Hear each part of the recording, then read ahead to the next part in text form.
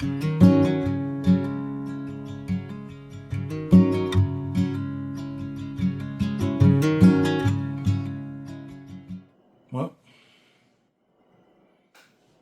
another range day in the books.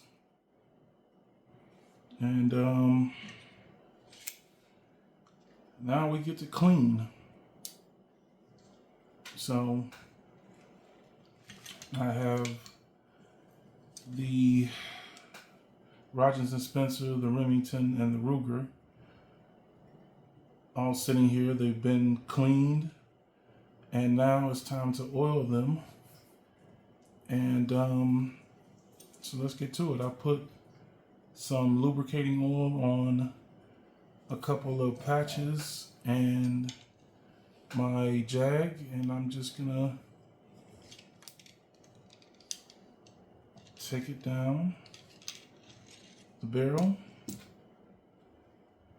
so I can get a good oil going.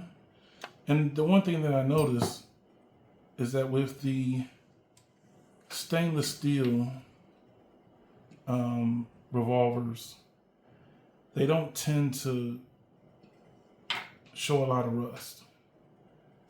They don't tend to show a lot of rust going into the barrel with the jag. You see it's no rust at all. And I'll just run that through again. I'm gonna run this through one more time.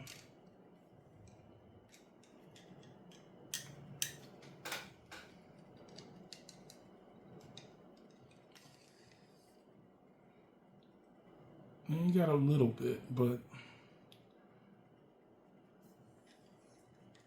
it's not bad.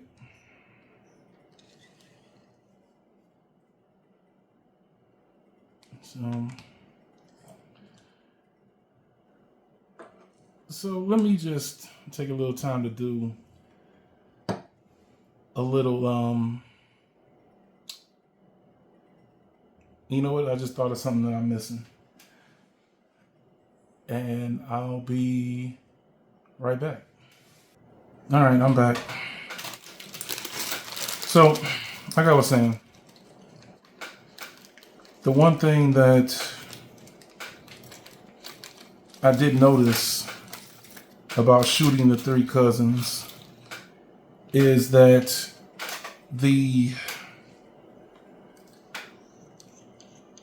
to me, the Rogers and Spencer shot the best out of the three.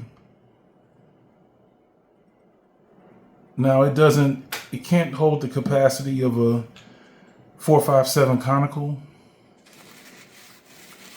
but shooting a 4.57 round ball, I like the action. I like the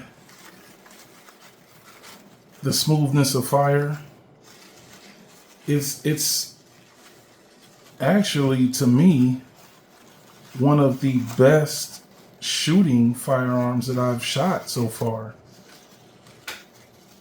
If I can get these nipples out of here.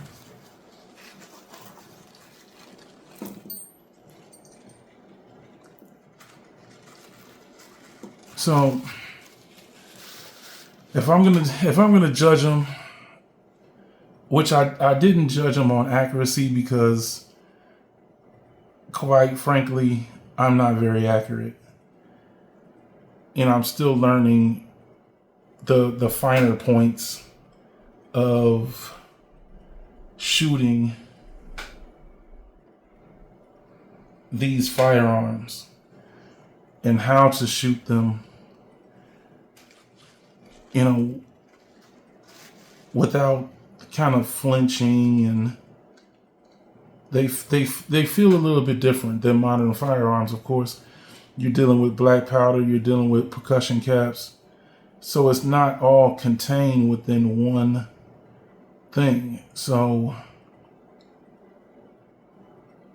that's something that I have to get used to, and I'm still working on. But I would say that out of all the firearms that I shot, the Rogers and Spencer did quite well. So it's something that I'm still a novice. I know a little bit. I've learned quite a bit.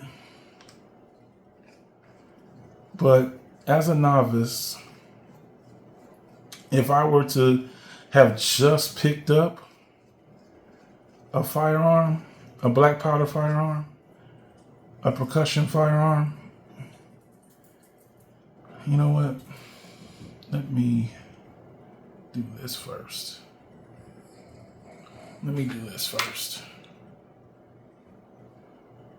And I was just thinking, I'm gonna put the nipples into the cylinder, but what I need to do is I like to kind of just oil the cylinders too. And like I said, the stainless steel seems to not hold rust, but because of course it's a stainless steel, and it does quite well when it comes to rust prevention and things of that nature. But I still like to get down in there and all the parts and just kind of wipe everything down. So it's a process. It's definitely a process. So, and if you're just watching this and you've never done this before, and you know you're new to it, what you're gonna have to learn is this is not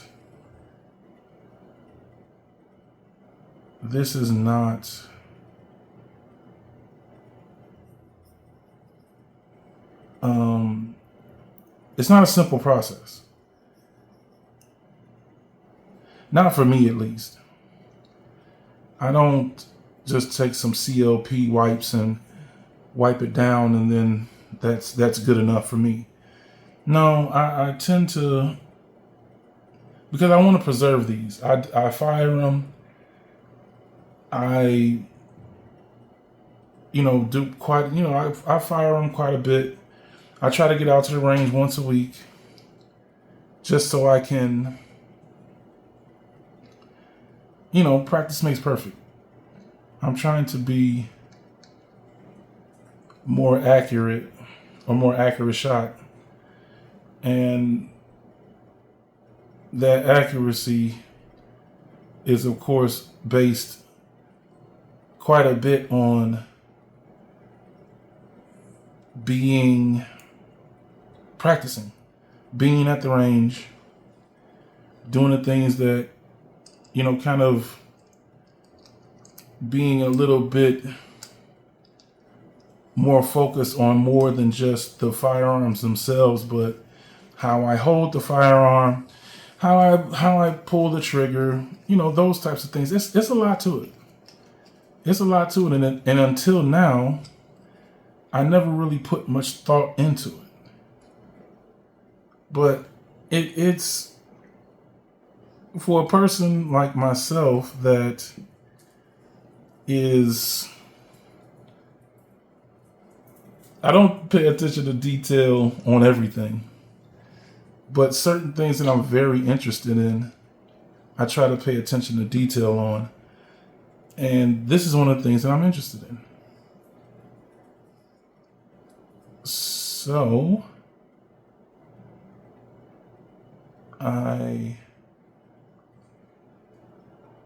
I'm very impatient. That's one of my flaws, is that I'm an impatient person. That is a lot.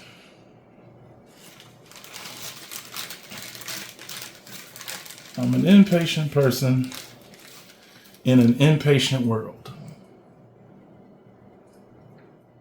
That's a lot. So, anyway, back to the firearms. So that's what I'm learning is that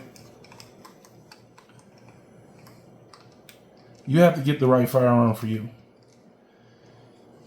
If you saw the range day, you'll see that quite honestly, the Ruger got away from me a little bit. And something else that I'm not, that I didn't address before, that I'm going to address right now is the Ruger.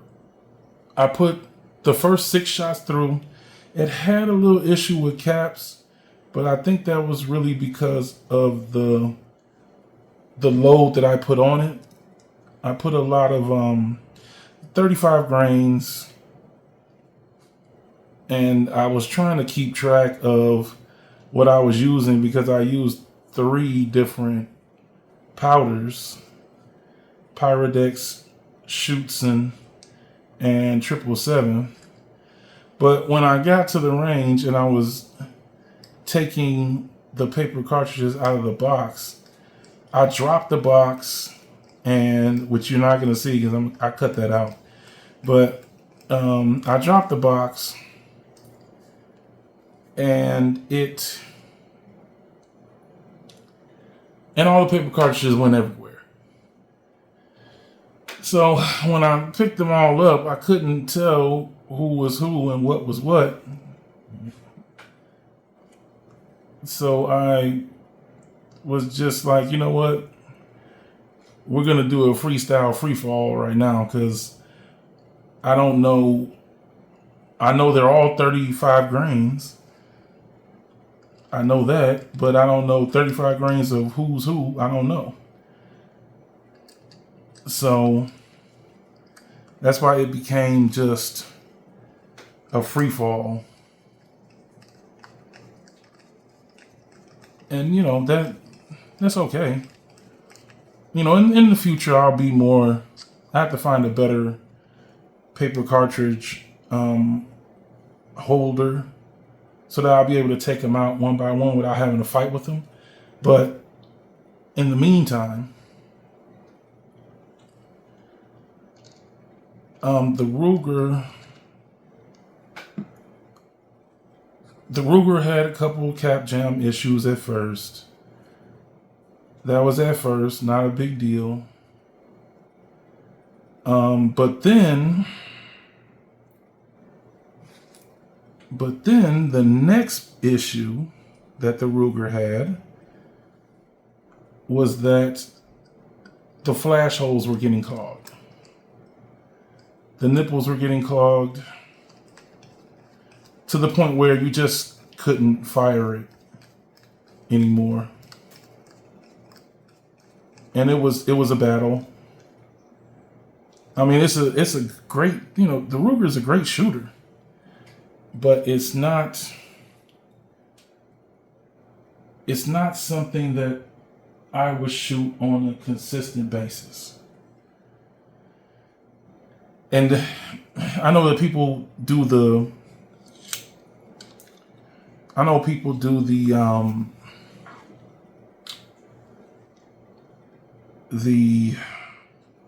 cartridge conversions, and I see why.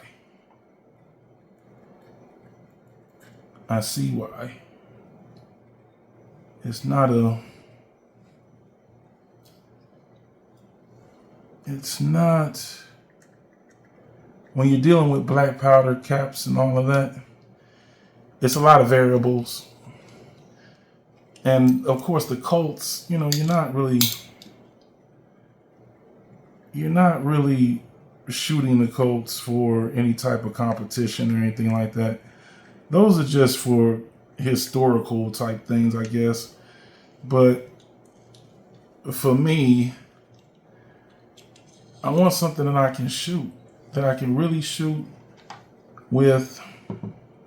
You know what? Let me do this. I want I can shoot with some ease, that I don't have to battle with. And that is where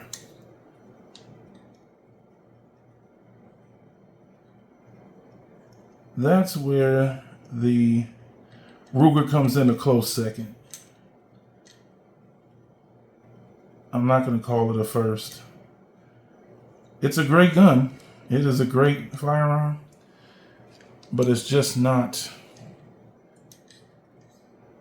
what I like, I guess you can say. All of that. Okay. And then there's a couple other things that I'm not gonna say I don't like, but I find kind of troubling. Oh wait. Oh shoot. I wasn't trying to do that, but I did it anyway. And I always have, I often wondered, and I think I said this to my mentor, Mr. Keith, and I said, I don't know how, back in the Civil War, how they, just were able to load so quickly, how they were able to do this and that. And he said to me, practice. They had practice doing that stuff. They didn't just start doing stuff a few months ago and just boom. Because I struggle with putting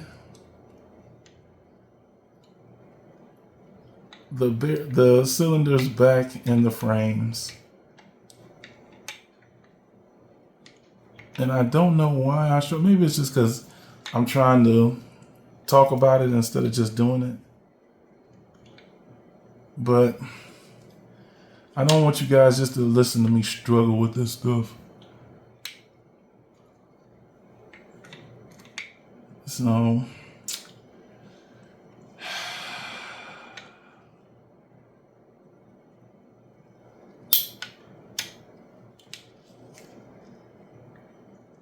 I think that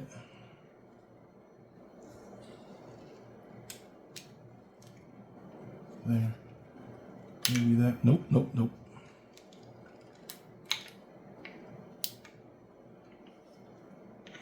There we go.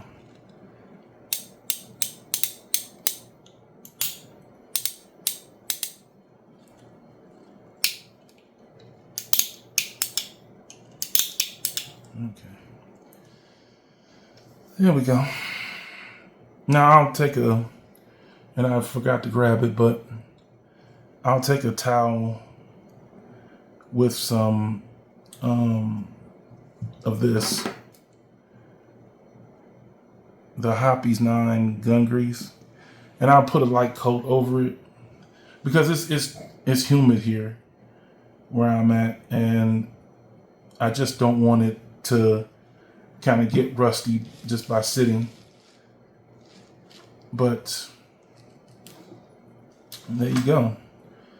That was one.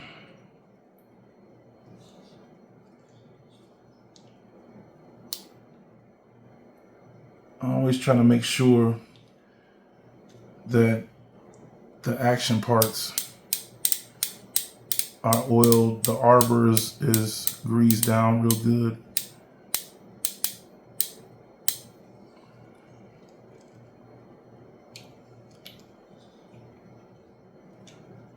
So, anyway, back to what I was talking about.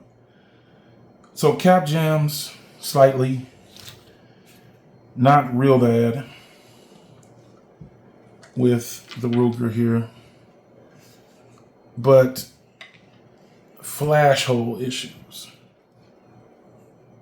Flash hole issues. So by the time I got 18 shots, well, actually 17 shots down the barrel, it was quite a bit of fouling. And I just wanted to see, I was interested to see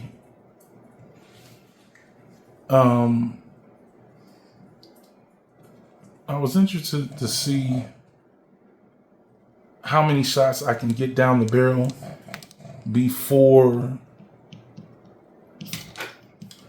the fouling became too much.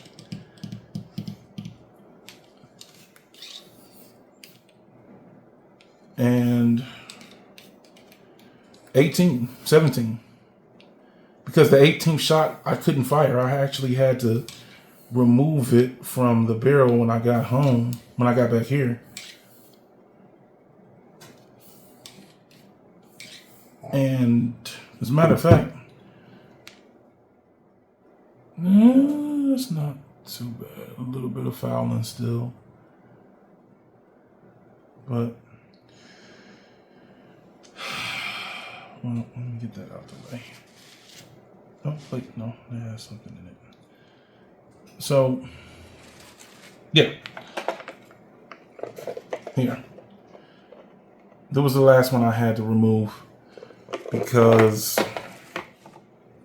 the flash holes had gotten entirely too clogged, and I had battled with them beforehand.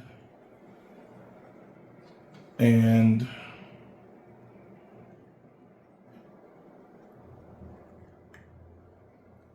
I battled with them beforehand.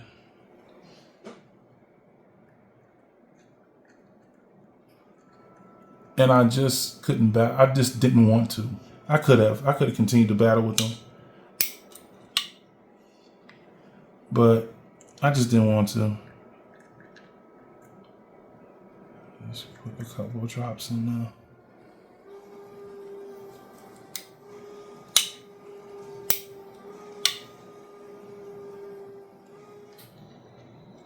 So by the time I got done dealing with that, I didn't want to deal with it anymore. So I didn't. So I went on to the Rogers and Spencer. And there was a surprise. That was a real surprise. This Rogers and Spencer is a very good firearm. I mean, I wasn't expecting that. I really wasn't expecting it. Out of the three, I could have shot the Rogers and Spencer all day. I mean, honestly. I could have shot the Rogers and Spencer all day. That's how well it's shot. And you know what? While I'm sitting here talking about it, I'm going to say something else about the Ruger. And this is not me bashing the Ruger at all. Like I said, it's a great gun. It's a great shooter. It's just something else that's annoying to me is this. This is annoying. This three-piece loading lever and arbor deal is just, why? Is this supposed to be like, yeah. Is this supposed to be like helping? I don't know. I don't think so. Anybody in the comments want to comment about it? Please tell me. Tell me what I need to know, because I don't necessarily get the benefit of having these three pieces like this. it's not, it doesn't seem to make any real difference. If we're gonna be honest about it, other than it makes it more difficult to take out in the field. I mean, it'll stay together, but you just gotta hold it right. It's just, if we're talking about ease, and that's the whole aim, is for it to be easy. It's not really easy, and you're gonna see in a little bit. You're gonna see in a little bit what I mean by that.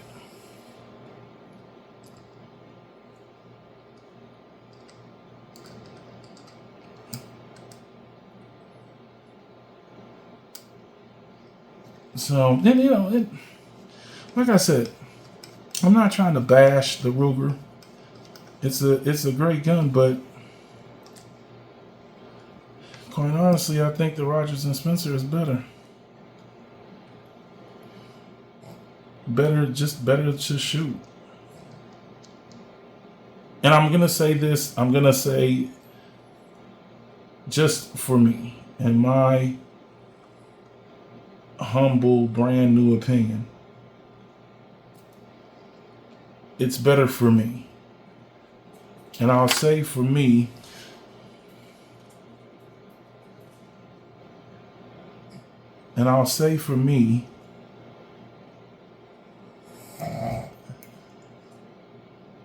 hold on. But for me, it's really about the ease of shooting. And like I said, the Ruger shoots quite easy, but there's one thing. The one thing that kind of sets it apart. Well, doesn't the Rogers and Spencer sets it apart? And I can show you right now, real quick. You see how big my hand is, and I'm not saying I have the hugest hands ever, but they're sizable. And you see the handle. Now you look at the Ruger, and you look at the handle. It's smaller. The Rogers and Spencer has a larger handle, and it makes it a lot easier for me to hold it. I can get 3 finger in and still have a little bit left. Hammer thumb and trigger finger. Now,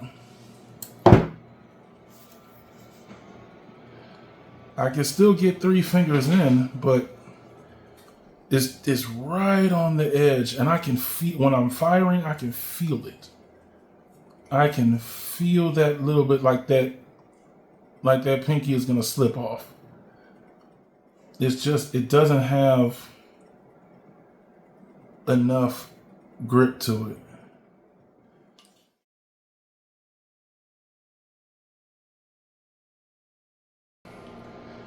I showed you the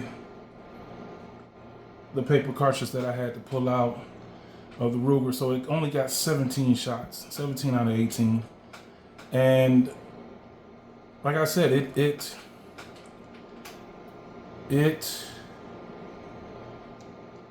I'm not saying it's a bad thing, because it happens. It happens, but what I will say is that all of them, these 3, had the exact same issue with the nipple fouling, the flash hole,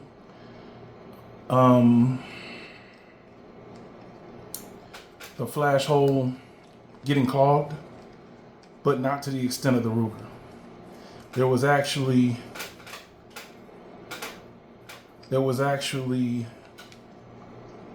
2 that got clogged, and I was able to clear one, but not the other. So it's just one of those things. It's one of those things that,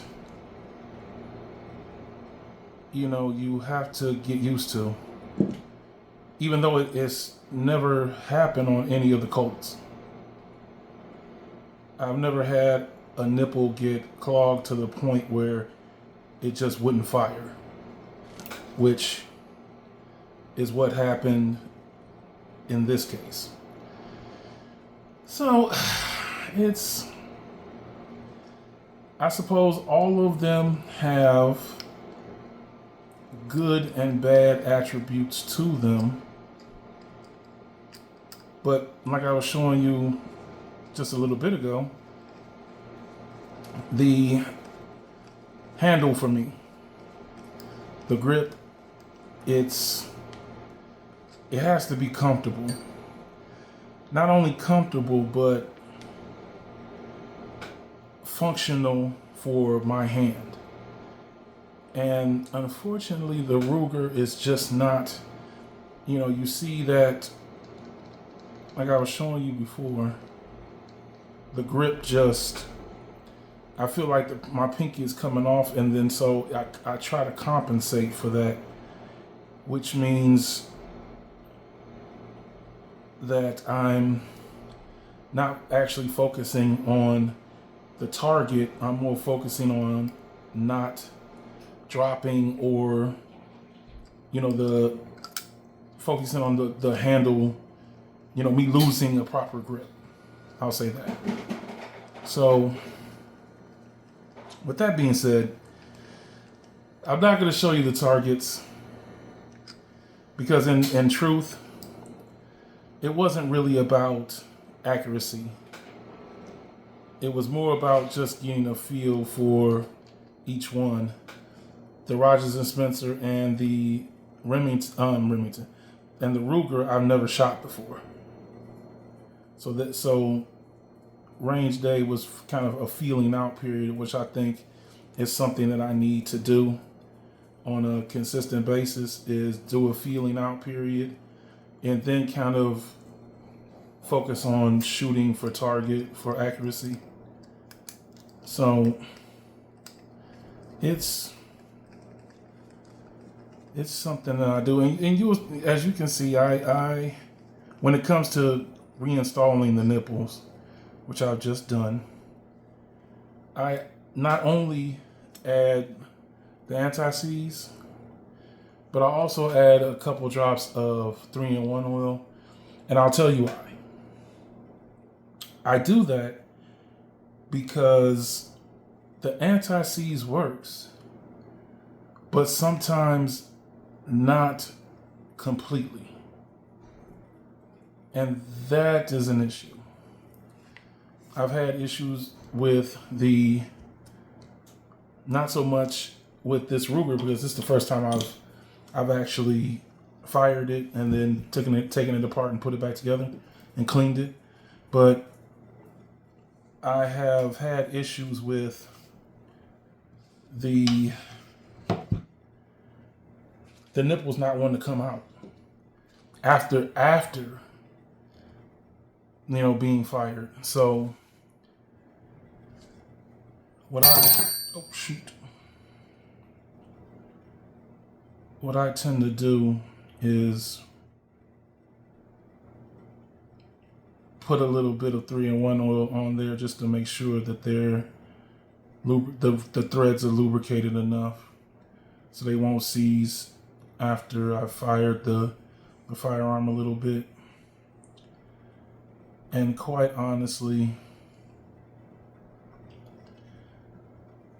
I'm not 100% today.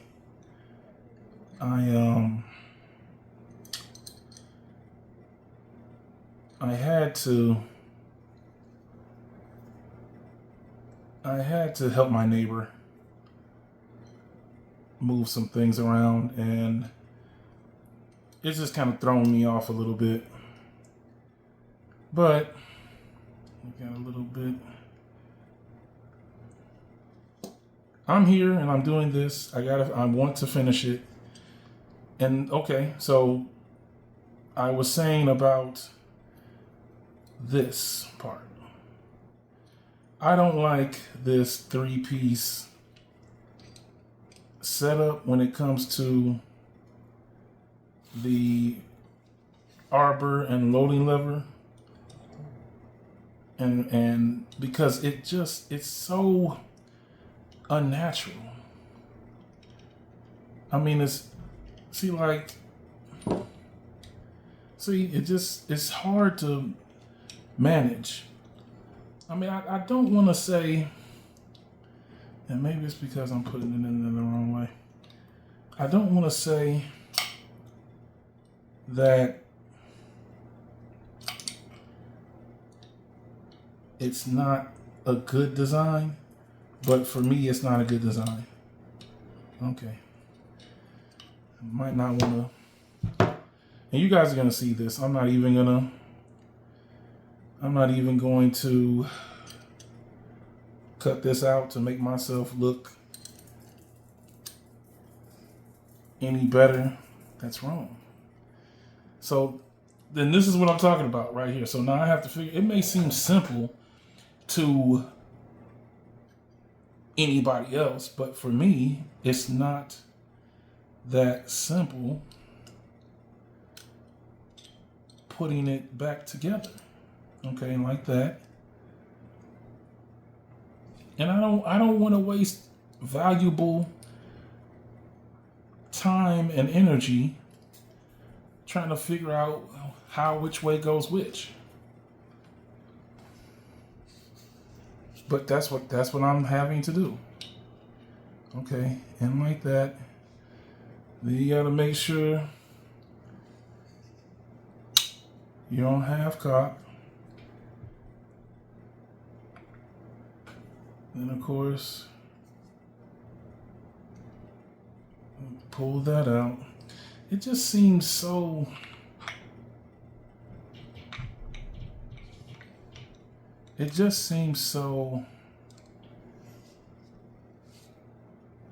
unnecessary. Oh, wait. Let's put a little bit of lubrication on this.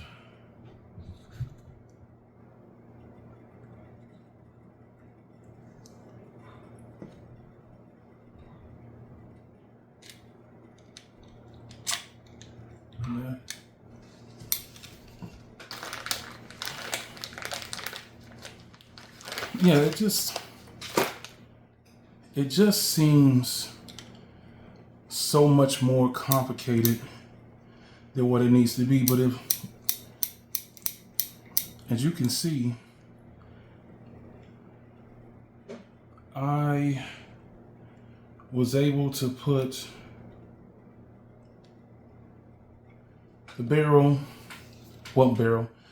the cylinder and the loading rod. I was able to put everything back together rather easily.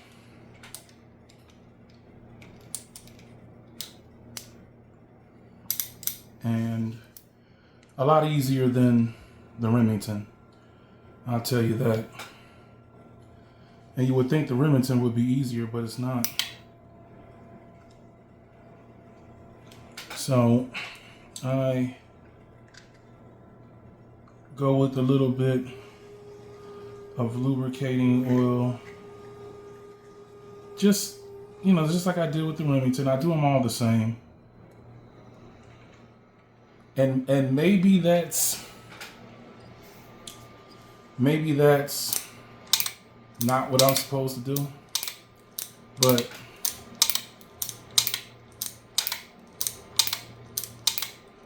it works for me. It definitely works for me.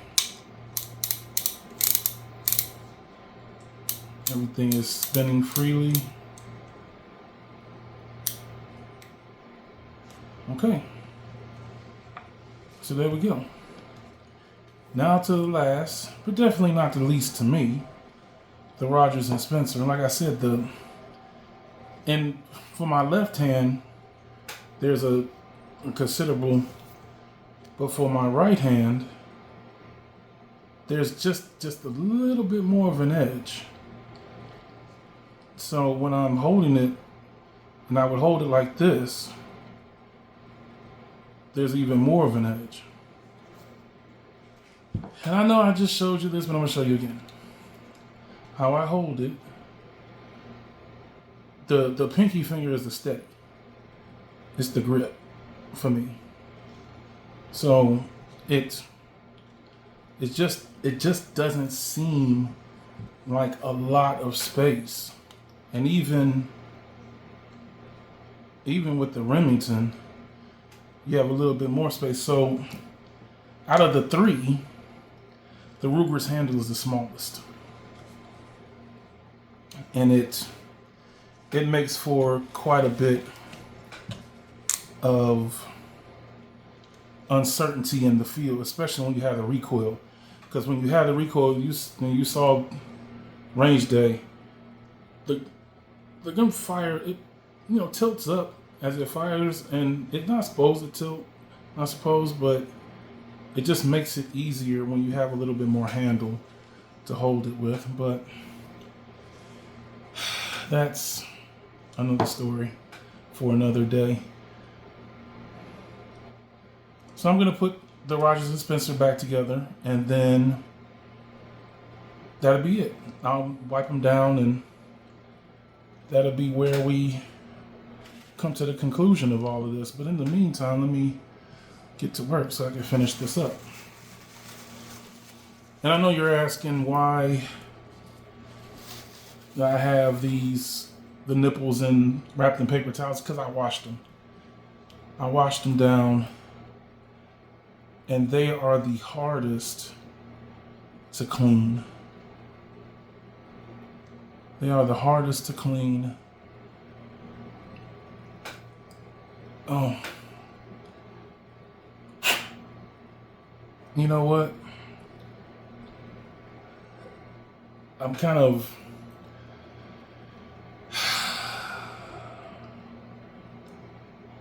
a little bit off some. There's been multiple interruptions. And to be totally transparent, when I normally do this, there's not a lot of distractions. I'm focused on doing the job, and I don't stop until I'm done. I get the job done, and then I'll deal with everything else, because when I have a lot of distractions, I tend to forget when I'm certain things that I'm doing, just like I am right now. Just forgot that I needed to do the oiling phase of this for the Rogers and Spencer because I didn't do it. So I'm going to, and you've seen me already do this with the other two, but you can watch it again.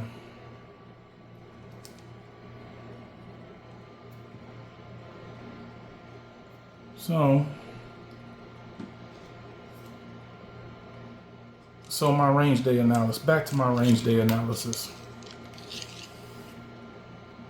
There we go. So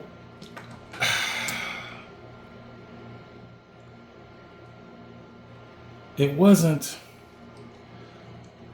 as you can see, you saw it. This is the last portion of it that I wanted to show, and I'm going to put them all together. I haven't finished doing the edits yet. Dang it. I haven't finished doing the edits, but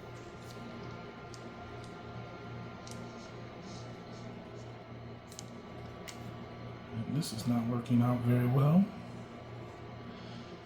And I'll tell you why it's not working out very well. Because unlike the stainless steel Remington and even the Ruger, this Rogers and Spencer, it has a lot of rust built up. You can already, and that's what I'm afraid of. You know, just that quickly. And quite honestly, it's been less than a day since I've cleaned. They've been sitting on the table since yesterday. But, you know, you can see that the Remington and the Ruger did not have a lot of rust built up, but this Rogers and Spencer does. It's quite rough.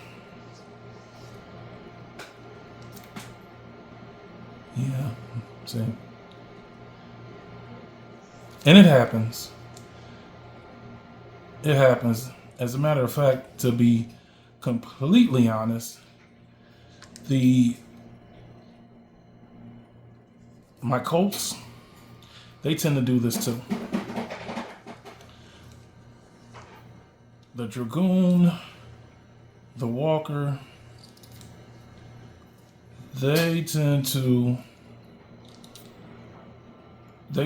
rust up quite fast. They don't have to sit for 12 hours to rust up.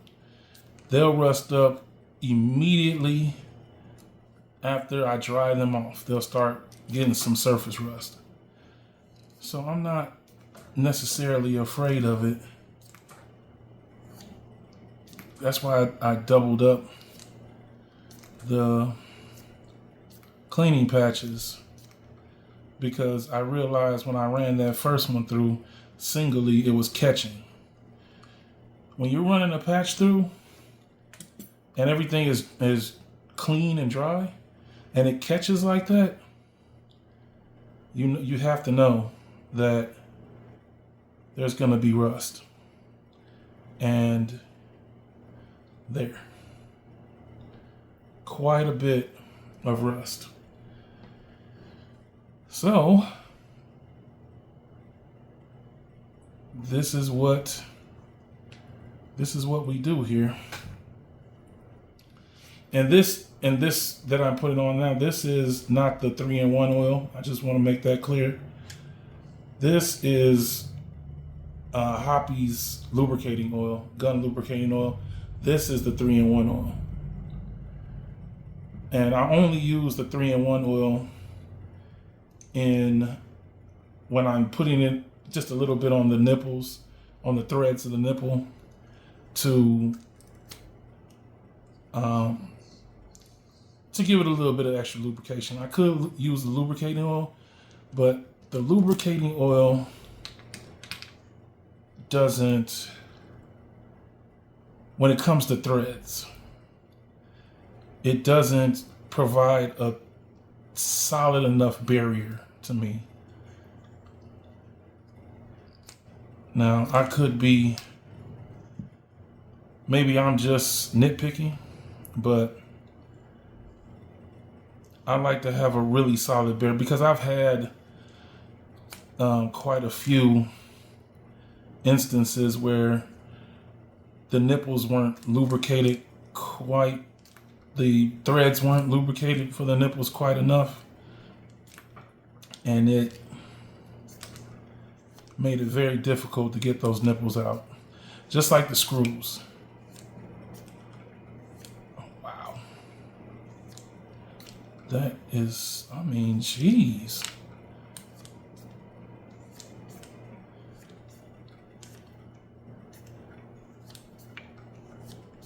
That's quite a bit of rust.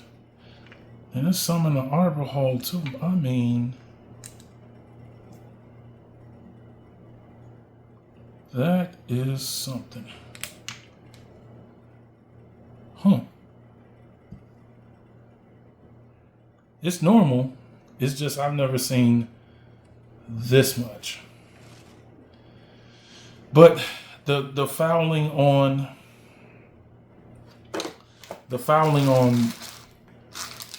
the Rogers and Spencer was quite thick, and it was still, I mean, it was still firing quite well. It was still firing quite well, even with, I mean, the Ruger started to seize up a little bit, and that's what I wanted to see. I wanted to see if I could, excuse me, I wanted to see if I could get out on the range and fire quite a few shots before I needed to clean. And as far as the Remington goes, I had to wipe it down after 12 shots. The Ruger, after 12 shots, it was fouling up pretty rough.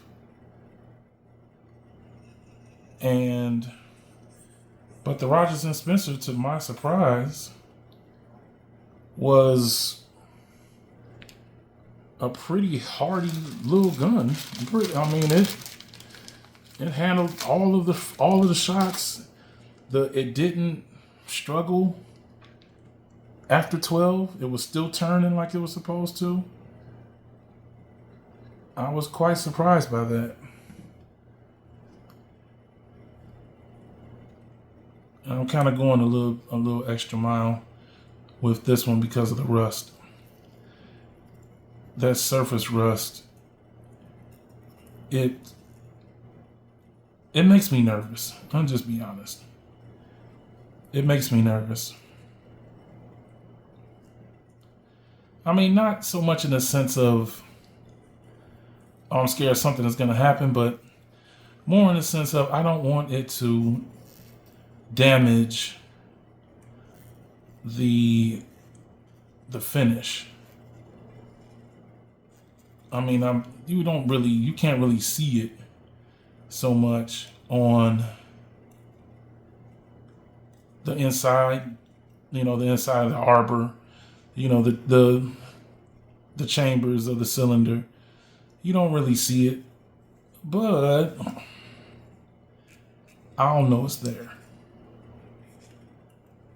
And it matters to me. Yeah, see? And it makes a difference. It definitely makes a difference. It's not one of those things where you can just be like, oh, well, no big deal. At least not for me. I tend to, I'm not going to say obsessed, but I tend to be aware of that type of thing. And I don't want to put a huge glob on this, but I just want to make sure that I've got a good enough amount to where once it gets down in there and it turns, it'll kind of work its way around.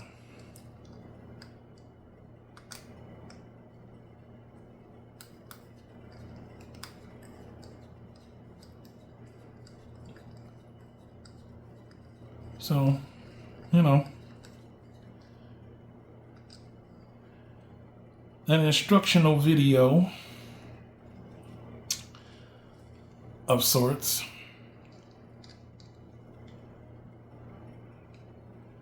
But it's just building experience. These are the type of things that you have to know if you're going to deal with black powder. It's a lot. It's a lot. And I'm just going to say, you're not gonna, if you don't really care about it and you don't really love it, it's gonna get old very quick.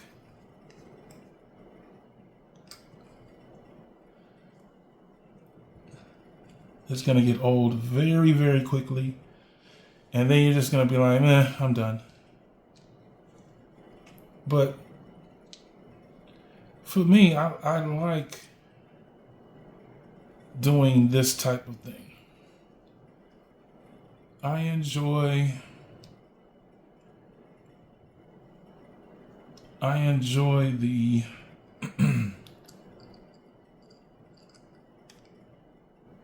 I'm not going to say preciseness of it because I don't think that's a word, but I am going to say that I enjoy, having to do these steps. Oh, yeah. And just like with the chambers on this cylinder, the threads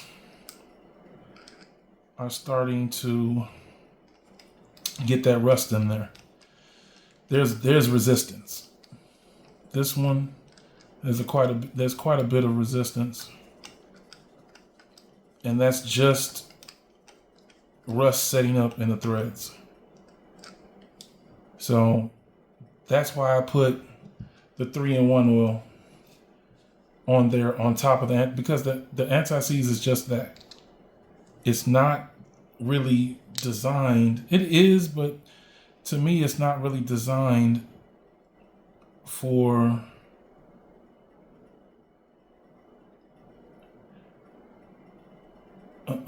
that's not right.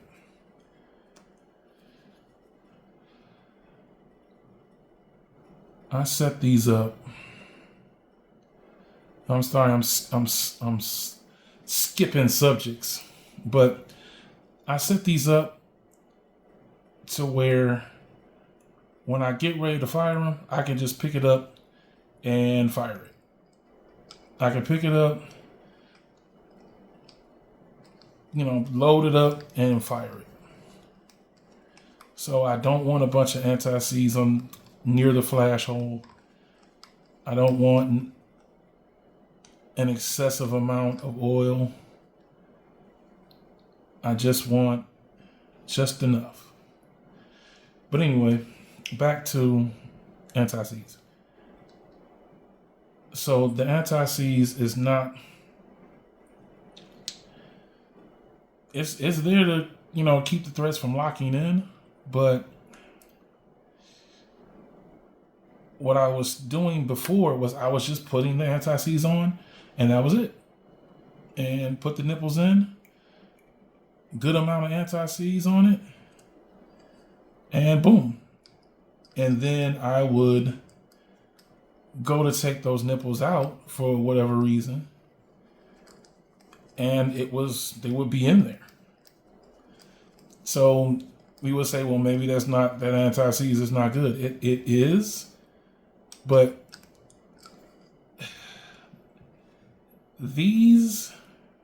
what I'm learning is that these firearms are not modern firearms. Modern firearms are built a certain way. They're built to me, for ease. They make it easy for you, and that's a lot. But I'm gonna put it down in there because there's some rust in there too. But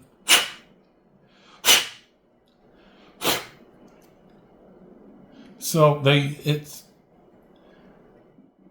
built for ease of operation, ease of maintenance. They're built for that stuff. And that's all well and good. But for a person that doesn't want to make it too easy, and that's not, no. I see that anti-seize is not going down. And I got instant resistance.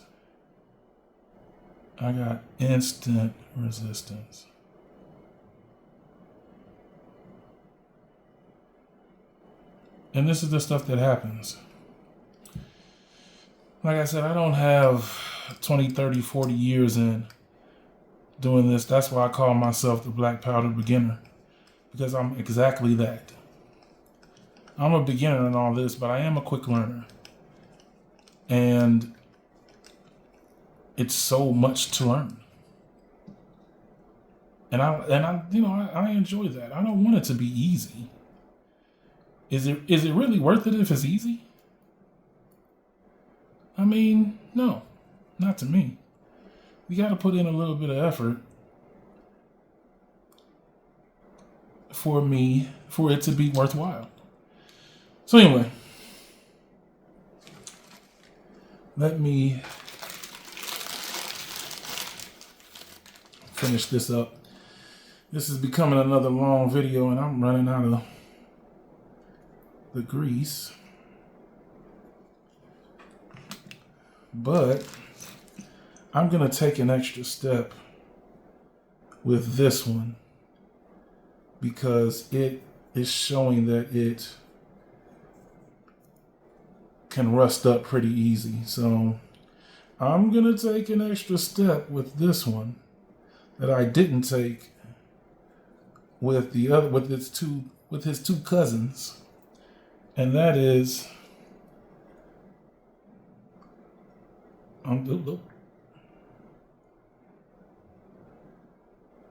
this thing is leaking. Oh, it's leaking bad. Jeez. Okay. Put a little bit of 3-in-1 oil on that. And try not to get my fingers all in it. Oh, wait.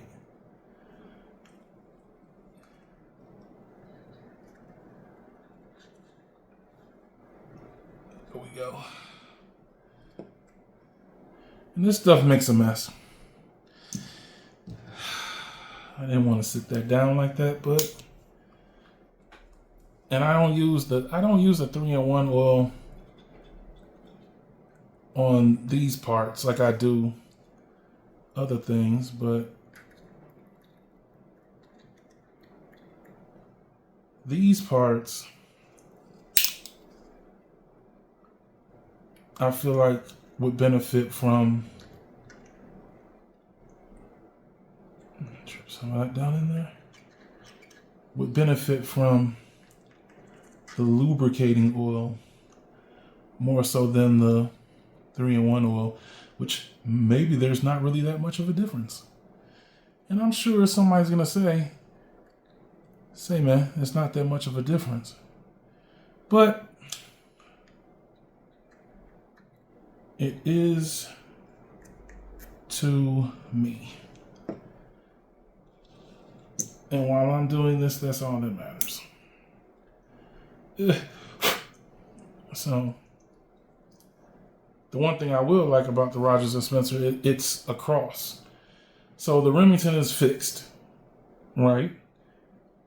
The Ruger is a 3-piece that comes apart. And then you have the Rogers and Spencer, which is,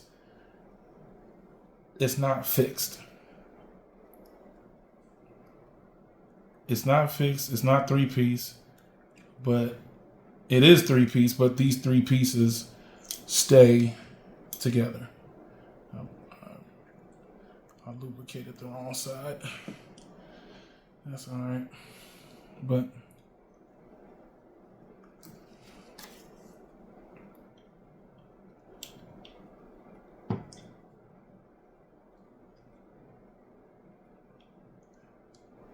and let me just make sure I'm doing the right thing. Probably not. It's been one hell of a day.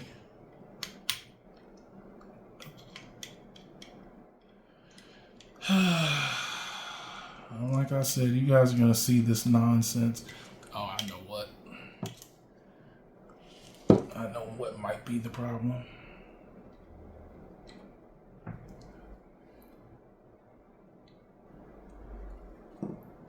The screw is not, it doesn't come out. Not that I know of. I've never tried to take it out. But I believe it's fixed.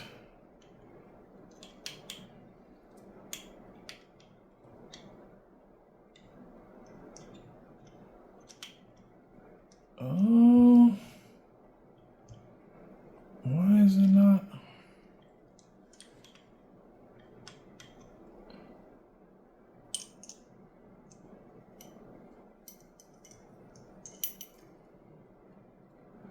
Like that. And this goes in like this.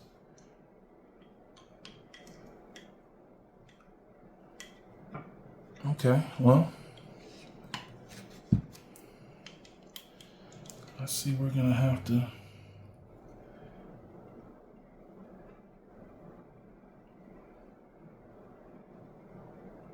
try something else.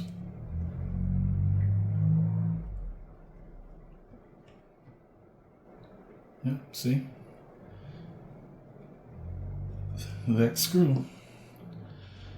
Which is a good thing because you know that the screw actually holds like it's supposed to hold. But, and like I said, it's been a long day already. It's not even, it's barely afternoon. But it's been a long day already.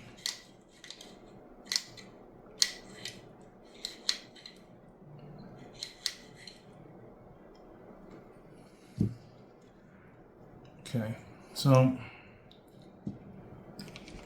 like I said, because it's been a tad rusty, I'm gonna do a little overkill. So I wanted to do this whole series on these three, and in researching, well, look at that.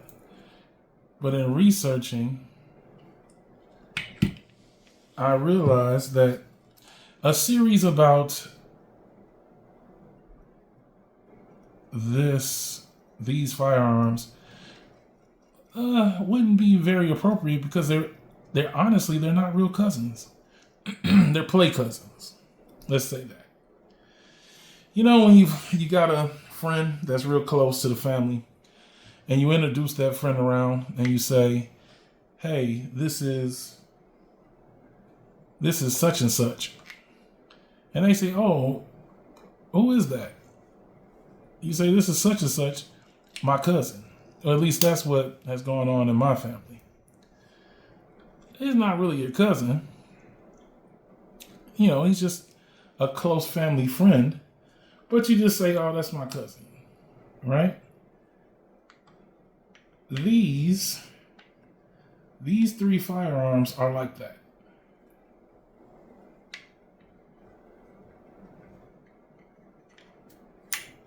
There we go. Oh, well, not quite. These three firearms are like that. Oh, wait. Because they're not truly cousins. What they are, they just favor each other. What did I do with this? They just favor each other. And I call them cousins because they favor each other. Nope.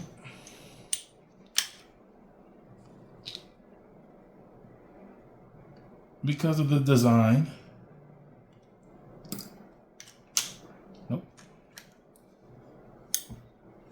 Let's do this. Because of the design, the loading, they favor each other when it comes to the design.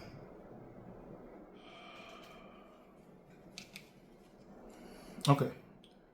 So I got everything back together.